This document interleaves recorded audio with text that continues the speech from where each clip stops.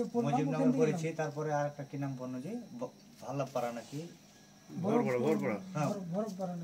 মেহেরপুরের মুজিবনগর সীমান্ত দিয়ে এক রোহিঙ্গা সহ 15 জনকে পুশব্যাক করেছে ভারতীয় সীমান্তরক্ষী বাহিনী বিএসএফ। বুধবার 26শে ফেব্রুয়ারি ভোরের দিকে মুজিবনগর উপজেলার সোনাপুর মাঝপাড়া সীমান্তে তাদের পুশব্যাক করা হয়।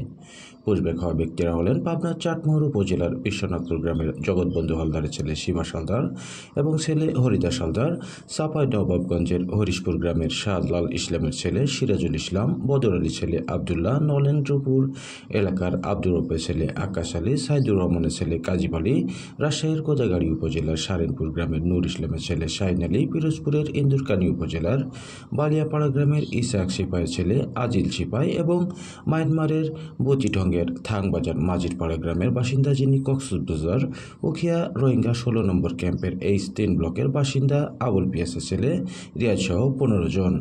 পুশব্যাকে আসার ব্যক্তিরা জানান, বুধবার মধ্যরাতে বিএসএফ তাদের 15 জনকে কাঁটাতার পার করে বাংলাদেশের দিকে ঠেলে দেয়। ধারণা করা হচ্ছে ভারতের হৃদয়পুর এবং বাংলাদেশের মুজিবনগরের সোনাপুর সীমান্ত বর্ডার দিয়ে ভারতীয় সীমান্তরক্ষী বাহিনী বিএসএফ কাঁটাতার পার করে তাদেরকে বাংলাদেশে পাঠায়। বুধবার ভোরের দিকে তারা মুজিবনগরের কেদারগঞ্জ বাজারের বিভিন্ন স্থানে অবস্থান নেয়। পরে তারা বিভিন্ন পরিবহনের মাধ্যমে নিজ নিজ গন্তব্যের উদ্দেশ্যে চলে যায়। জানা যায়, তারা বিভিন্ন সময়ে বাংলাদেশের বিভিন্ন সীমান্ত দিয়ে অবৈধভাবে ভারতে প্রবেশে ভারতীয় পুলিশ তাদের আটক করে। অবৈধভাবে প্রবেশের দায়ে বিভিন্ন মেয়াদে সাজা হয় তাদের।